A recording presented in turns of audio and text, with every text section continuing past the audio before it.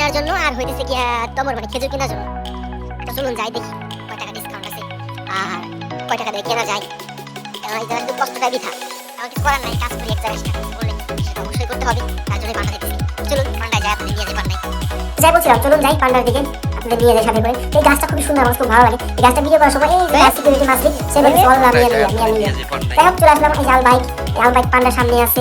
এই জায়গাটা সুন্দর, সব রেস্টুরেন্ট দিয়ে ভরপুর। আর এই সবুজ কালার এই যে বিল্ডিংটা দেখতে পাচ্ছেন, এটা হচ্ছে ছবিটা, এটা খুব সুন্দর একটা বিল্ডিং। এটা কাজ এখনো চলমান, এখনো কাজ শেষ হয় নাই। তো সেই সময় কাজ শেষ হবে, চালু হবে, অবশ্যই আপনাদের একদিন দেখাবো। তো যাই হোক এখন পান্ডার ভিতরে ঢুকে যাচ্ছি, ঢুকে একটা ট্রলি নিয়ে নিবো, কেননা আমার তো সামান নিতে হবে এর মধ্যে। তো যাই হোক অল্প সামান, তার কারণে এইটা নিয়ে বাস্কেটটা নিয়ে নিলাম হাতে করে। তো ওই পান্ডার ভিতরে ঢুকছি।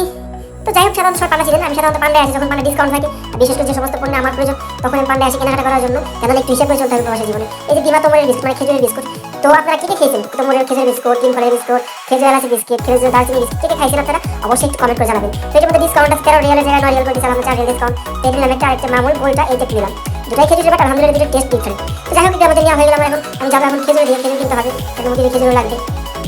যাই বলছিলাম যে আলহামদুলিল্লাহ আজকে কিনতে মধ্যে যাই হোক না হোক অন্তত 4 রিয়াল বেশি দিচ্ছে।